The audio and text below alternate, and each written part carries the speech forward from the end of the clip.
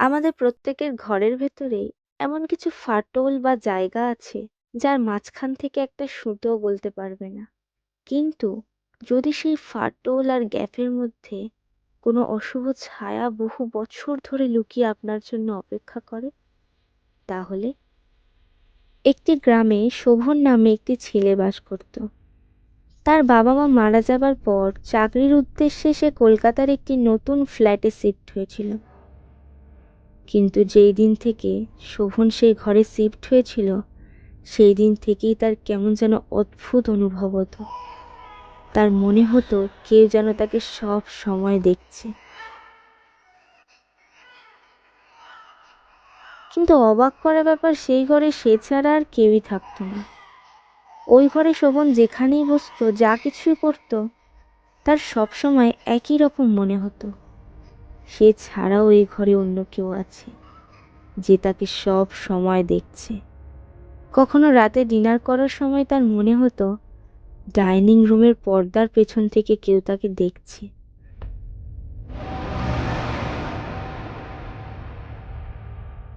তো কখনো আবার যখন সে বাথরুমে থাকতো, তার মনে হতো কেউ তাকে বাথরুমের দরজার নিচ থেকে দেখছে। কখনো কখনো তো যখন সে রাতের অন্ধকারে ঘুমিয়ে থাকতো আর হঠাৎ চোখ খুলতো, কয়েক মুহূর্তের জন্য তার মনে হতো অন্ধকারের মধ্যে দুটো সাদা চোখ তার দিকে অনবরত তাকিয়ে আছে। শোভন এই সব কিছু নিয়ে ভীষণ চিন্তিত ছিল। এই সব ঘটনার জন্য শোভন দিনের পর দিন পাগল হয়ে যাচ্ছিল। এখন শোভন শুধু খুঁজতে চাইতো সেই জিনিসকে যা সব সময় শোভনকে তার নজরদারির মধ্যে রেখে দিয়েছিল। এই জন্য শোভন তার ঘরের প্রত্যেকটা কোণায় সেই জিনিসের খোঁজ করতে শুরু করলো। যখন সে ঘরের পর্দার পেছনে দেখতো, তখন তার মনে হতো কেউ তাকে দেওয়ালের ফাঁক থেকে দেখছে। সে যখনই ফাটলের দিকে তাকাতো, তার এমন মনে হতো সেই জিনিস তাকে বিছানার তলা থেকে দেখছে। যখন সে বিছানার নিচে দেখতো, তার মনে হতো সেই জিনিসটা তাকে সোফার নিচ থেকে দেখছে।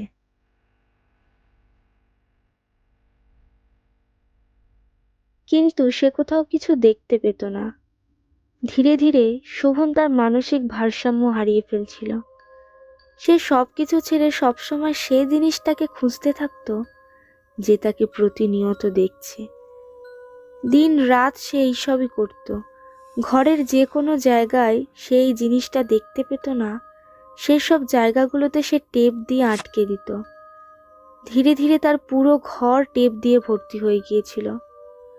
শোভন এতটাই পাগল হয়ে গিয়েছিল যে সে বাইরে যাওয়া বন্ধ করে দিয়েছিল। এমনকি যে কাজের উদ্দেশ্যে সে কলকাতায় এসেছিল, সেই অফিসে যাওয়াও সে বন্ধ করে দেয়। একদিন তার অফিসের বন্ধুরা তার অফিস না যাওয়ার কারণ জিজ্ঞাসা করার জন্য তার বাড়িতে এলো। তখন তারা দেখলো শোভন মাটিতে পড়ে কাঁদছে। দেখে মনে হচ্ছে সে ভীষণ ভয় পেয়েছে কাউকে দেখে। তার অফিসের বন্ধুরা তার এই অবস্থা দেখে ভীষণ দুঃখী হয়ে গেল এবং শোভনকে জিজ্ঞাসা করলো তার এই অবস্থা কিভাবে হলো। তখন শোভন বলল সে ঘর থেকে এই জন্য বেরোয়নি কেননা সেই মেয়েটা তাকে কোথাও যেতে দিচ্ছে না। যদি সে কখনো বাইরে বেরোয়, তাহলে সেই মেয়েটা নিজেকে একা মনে করে আর সে মনে মনে দুঃখী হয়ে যায়। আর যদি একবার ওই মেয়েটা দুঃখী হয়ে যায়, তাহলে সে শোভনকে মেরেও ফেলতে পারে। তার বন্ধুরা এসব কথা শুনে বেশ অবাক হলো, কারণ সেখানে কেউই ছিল না। তারা যখন শোভনকে জিজ্ঞাসা করলো সেই মেয়ে কে আর সে কোথায়, তখন শোভন সেই ঘরের ড্রেসিং টেবিলের দিকে আঙুল তুলে দেখালো। এটা শুনে তার বন্ধুরা আরো অবাক হয়ে গেল, কেননা সেখানে কেউই ছিল না। শোভন বলল সেই মেয়েটা ওই ড্রেসিং টেবিল আর দেওয়ালের মাঝখানে যে ফাটলটা আছে ওইখানে আছে। এসব কথা শুনে তার বন্ধুরা মিলে তার ভয় ভাঙানোর জন্য সেই ফাটলটা দেখতে গেল। কিন্তু যখনই তারা সেই ফাটলের কাছে পৌঁছালো, ভয়ে তাদের সারা শরীর ঠান্ডা হয়ে গেল।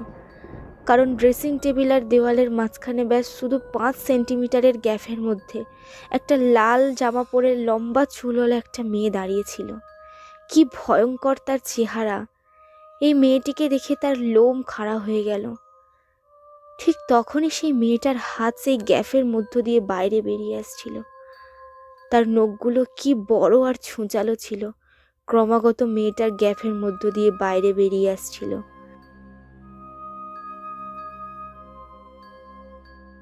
শোভনের সব বন্ধুরা এই দৃশ্য দেখে অনেক ভীত হয়ে গিয়েছিল, আর তারা শোভনকে ছেড়ে সেই ঘর থেকে পালিয়ে গেল। সেই দিনের পর থেকে শোভনকে আর কেউ দেখতে পায়নি।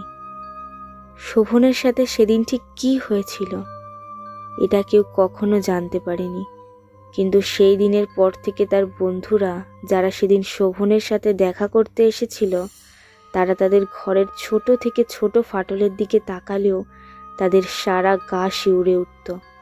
কেননা যখনই তারা সেই ফাটলের মধ্যে তাকাতো, তখন সেই ফাটলের মধ্যে তারা সেই মেয়েটার আত্মাকেই দেখতে পেত।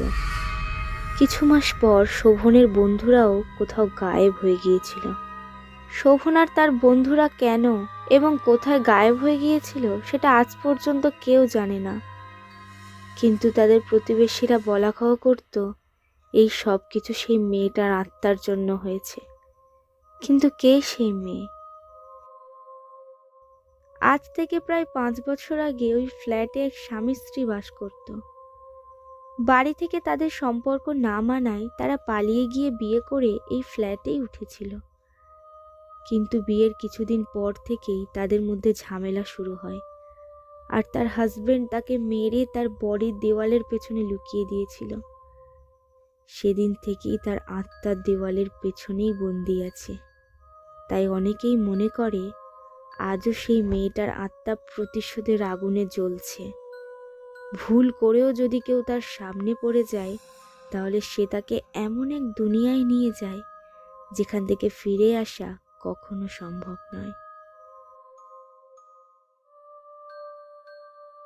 আর এর হাত থেকে বাঁচার উপায় কারোর জানা নেই। যদিও কেউ বাঁচার জন্য অন্য কারোর কাছ থেকে সাহায্য চায়, তাহলে তাকেও সে নিয়ে যায় নিজের দুনিয়ায়।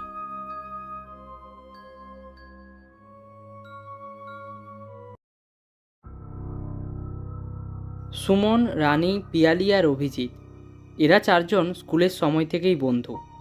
এখন এরা চারজন কলেজের লাস্ট ইয়ারে পড়ছে। এরপর তারা সবাই যে যার কাজে ব্যস্ত হয়ে যাবে। তারা প্ল্যান করলো 16ই জানুয়ারি সুমনের বার্থডে। ওই দিন তারা একটা পার্টি করবে। তাই তারা ঠিক করলো 16ই জানুয়ারি একটা তারা ক্লাবে যাবে আর খুব মজা করবে, যেটা তাদের মনে রাখার মতো পার্টি হবে। কিন্তু তারা একটুও জানতো না যে ওই দিন তাদের জন্য একটা ঘোর বিপদ অপেক্ষা করছে, যা তাদের সারা জীবন মনে রাখতে হবে। দুদিন পর ফাইনালি 16ই জানুয়ারি চলে এলো। সুমনকে ছাড়া ওরা তিনজন অনেক ড্রিঙ্ক করলো। এত পরিমাণে ড্রিঙ্ক করলো যে ওরা তিনজন ঠিকমতো দাঁড়াতেই পারছিল না। রাত তখন অনেক হয়েছিল। যেহেতু সুমন কোনো ড্রিঙ্ক করেনি, পাছেই সে সবাইকে বাড়ি পৌঁছে দেওয়ার দায়িত্ব নিল। সে সবাইকে যেমন তেমন করে গাড়িতে বসায়। গাড়ির সামনের সিটে অভিজিৎ আর পেছনের সিটে রানী আর পিয়ালি। প্রচুর ড্রিঙ্ক করার ফলে ওরা তিনজন নিজেদের হুঁশে ছিল না। কিছুক্ষণ পর গাড়ি চালাতে চালাতে সুমনের চোখ পড়ল পেছনের সিটের ওপর, আর তখনই তার শরীর যেন ঠান্ডা পড়ে যায়। সে দেখে রানী আর পিয়ালির মাঝখানে একটা মেয়ে বসে আছে।